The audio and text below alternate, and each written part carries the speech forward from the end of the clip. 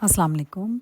Okay, there's another question that how has the Quran managed to unify the Muslims over a passage of time, over some time, over passing times?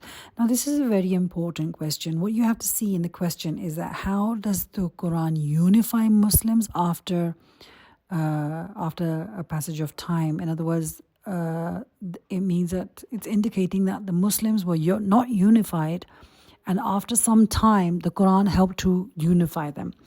For example, in the beginning, when Islam naturally, at the time of the Prophet, all of the Muslims were unified. They were together, and they hardly any problems. But as soon as the Prophet ﷺ passed away, differences did occur according to Islamic history. Differences did occur, and then after the death after the martyrdom of Hazrat Usman, and then in the reign of Hazrat Ali, more differences arose. Now, with the passage of time, first Muslims only stuck to the Quran, and so they were fine. But when they started following their choice of the sect, the sect that they belong to, whether it's Sunni, whether it's Shia, whether they're following the school of thoughts like the Hanfi, the Shafi, the Jafri, the Maliki school of thought. What happened was that Muslims started putting the Quran to a side, and not following the Quran, but following everything that the Imams of the school of thoughts have suggested. They used to follow that, and totally nobody ever looked towards the Quran. But then when generations passed, and present day, you could say near to the 19th, when, into the 90s, when all of a sudden educated people were entering into Islam, and, maybe they were Muslims, but focusing on Islam, basically.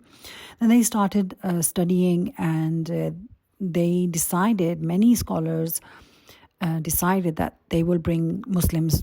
They will try to unify the Muslims and make them rise above sectarianism and bring them back to the Quran.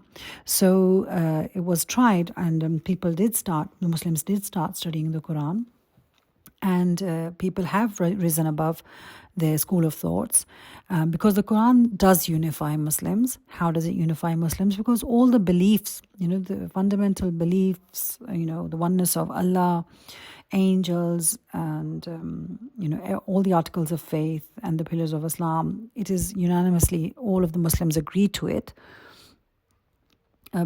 Predictions or stories of prophets, nobody differentiates about that. There are some differences in interpretation of the Quran by sects, but people have come to realize that the minor differences between sects is not such a big, problem as to following the religion as such. And so going back to the Quran and studying the Quran has unified the Muslims after such a long time. You will see many people rising above, their school of thought. Because, for example, Salah in the Quran is mentioned, Qiyam, Ruku, Sujood, they are all the same. But there are some differences where in the hadith it is mentioned some people raise their hands to their navel, some people keep them straight. It's fine, because these different methods are mentioned in the hadith, and a person should have a broad mind and accept other people's opinions. Likewise, all of the believers, all Muslims believe in Kiram and Katibin, that your deeds will be written down, and everybody agrees to Satan being their enemy, the creation of Adam, and how mankind was created. Every single Muslim believes in that. So the Quran, after so many years of, disunity, the Quran has managed to bring back the intellectual Muslims back to one Quran and unify them as a single body.